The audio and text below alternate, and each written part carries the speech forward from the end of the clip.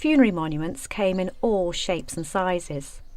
The choice of memorial could say a lot about a person's status and identity.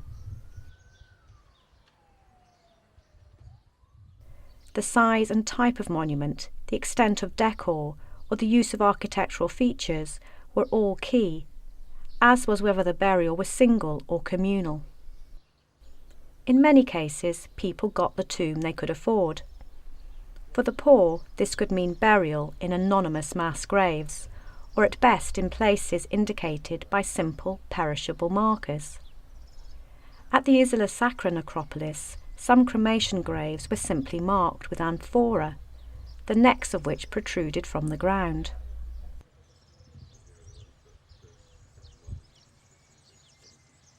Other modest tombs were dotted between the larger constructions. These smaller graves often mimicked the style of the larger monuments.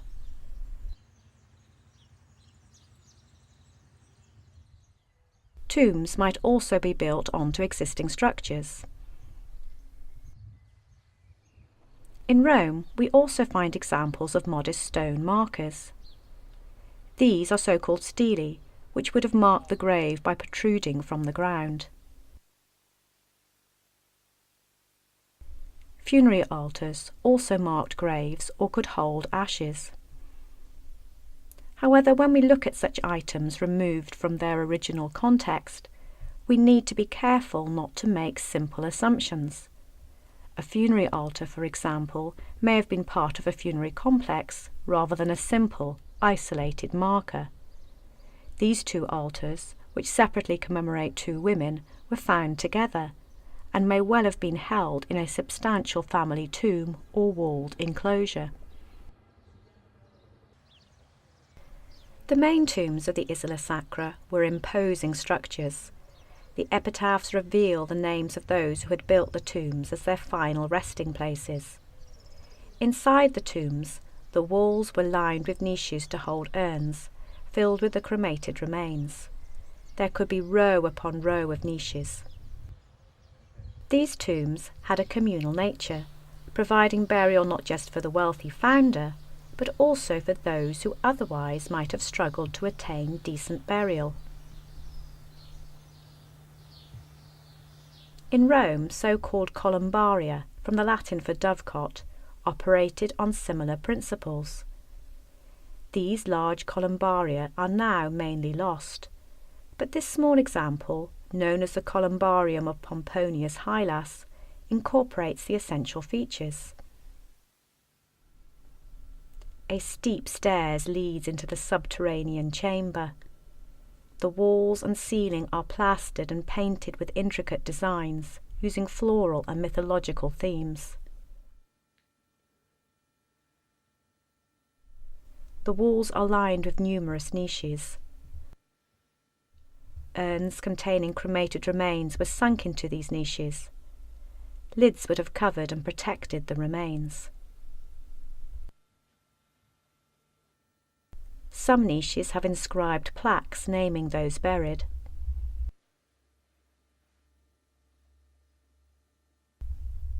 The internal space was probably organised on hierarchical principles. The original founders of the tomb would have occupied this ornate central structure, which holds large urns. The attached epitaph names them as Granius Nestor and Vinilea Hedone, and painted portraits of a husband and wife adorn the niche.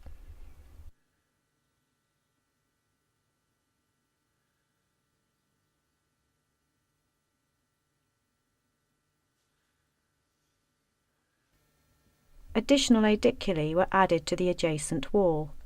Decorated with stucco plasterwork, these provided prime space for several burials.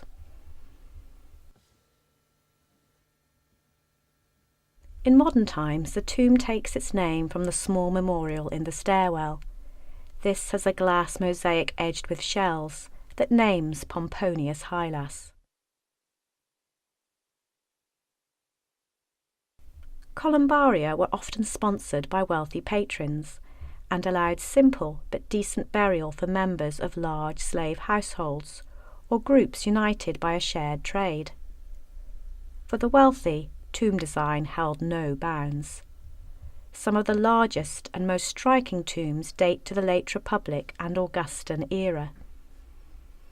The tomb of Cestius near the Ostian Gate is still a famous landmark in Rome. It was preserved by being built into the late city walls. At the time of its construction, it reflected the taste for all things Egyptian in Augustan Rome. The pyramid, which stands more than 36 metres high, was constructed of concrete and faced with Italian marble. The inscription reveals how it was the tomb of Gaius Cestius Epulo, who was a chief magistrate and tribune of the plebs. A smaller inscription on the east side reveals that the pyramid was built in accordance with Cestius's will in 330 days.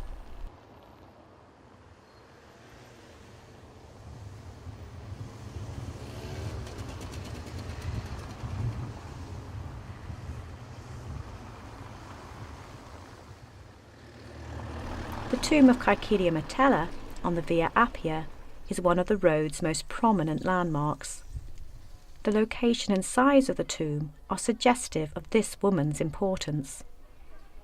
The inscription reads to Caecilia Metella, daughter of Quintus Caecilius Metellus Creticus, wife of Crassus. Her father was consul in 69 BCE, and her husband may have been Marcus Licinius Crassus, a good friend of the Emperor Augustus. The tomb may commemorate a woman, but it also emphasises the overall importance of her family and celebrates their success. The tomb consists of a cylindrical drum on a square base. The crenellated brick wall was added when the tomb became part of a fortress in the 12th century. The shape of the tomb of Caecilia Metella echoes that of arguably the most famous tomb in Rome, the mausoleum of the Emperor Augustus. This survives as a huge circular ruin planted with cypresses. The tomb was completed in 28 BCE, many years before the emperor's death. With an outer diameter of 89 metres, it was the largest tomb in the city. Most of the outer facing of limestone has been robbed, and the overall original appearance and design of the tomb is unclear.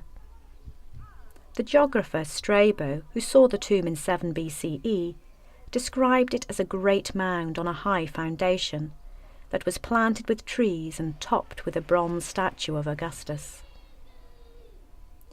Augustus's mausoleum was the ultimate statement. Such a tomb celebrated Augustus's life and achievements, and made it very clear how he wished to be remembered.